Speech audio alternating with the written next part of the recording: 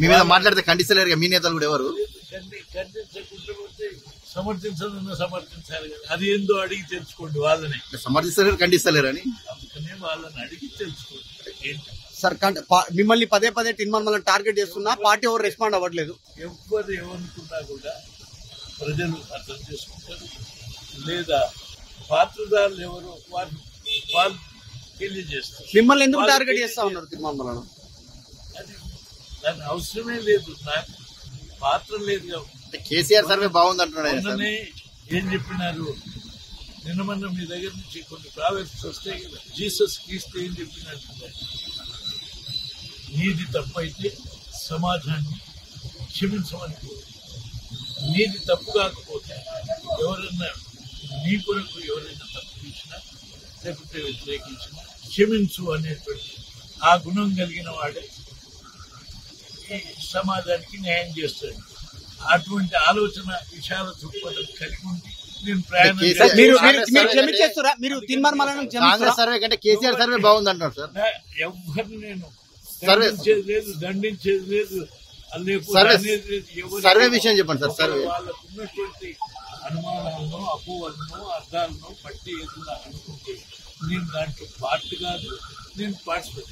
రెండు, నన్ను ఎవరన్నా తిట్టినా కూడా నేను పట్టించుకోను, ప్రజలే పట్టించు. సర్వే విషయం చెప్పండి సార్. కేసీఆర్ సర్వే బాగుంది అంటున్నారు, లెక్కలే బయటికి రాలేదు, బాగుందని చెప్తున్నాడు. ఎట్లా కూడా వచ్చింది? ఆ విషయాలన్నీ చెప్పడానికి నేను అబేట్ చేయను. రెండోది, అసలు ఏమి జరుగుతున్నదో మీకే బాగా తెలియజేస్తుంది. ఒకవేళ గత ప్రభుత్వాలకు ఇప్పుడు ఉన్నటువంటి ప్రభుత్వానికి కొన్ని పరిధులు ఉంటాయి, ఇష్టం వచ్చినట్టుగా ఉండటానికి లేదు.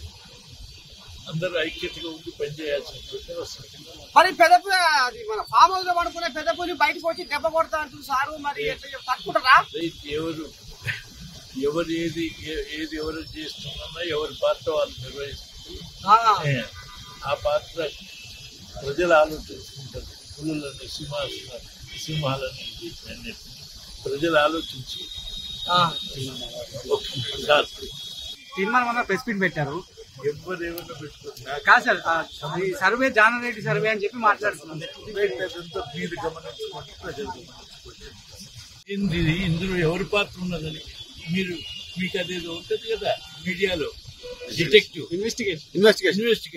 ఇన్వెస్టిగేషన్ ద్వారా తెలుసుకొని నా దగ్గరకు వచ్చి మాట్లాడితే అప్పుడు నేను మాట్లాడతాను. ఒకటి లేదు, ఒట్టిన గాలి మాట్లాడుకుంటే ఏం ఉపయోగం? అర్థమైందా లేదా? మీ ఇన్వెస్టిగేషన్ మీడియా ద్వారా మన పాత్రని గురించి మీరేం అర్థం చేసుకున్నారో వచ్చి నన్ను డిబేట్ చేయండి. లేదు, మీరు అర్థం చేసుకున్న దాన్ని విపులంగా ప్రజలకు చెప్పండి, అప్పుడు అది సరి అయిన. కొత్త ఇన్ఛార్జ్ గురించి ఏం చెప్తారు సార్? కొత్త ఇన్ఛార్జ్ కొంత సింప్లిసిటీ ఉన్నారు. కొత్త ఇన్ఛార్జ్ నటరాజన్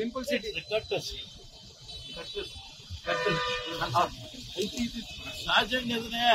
మీ గాంధీ భవన్ నుంచి ఇంకోళ్ళు మారుతారు, ఇంకోళ్ళు వస్తారు, ఇంకోళ్ళు మారుతారు, వ్యవస్థ ఇది రొటీన్ కోర్స్. ప్రత్యేకత సార్, యాక్టివ్ పాలిటిక్స్ లో ఇంకా ఎంతకాలం ఉంటారు మీరు? దాని గురించి ఏం చెప్తారు? పాలిటిక్స్ లో లేని ఓకే, యాక్టివ్ పాలిటిక్స్ లో లేని నేను ఏమైనా సరే ఇన్నాళ్ళు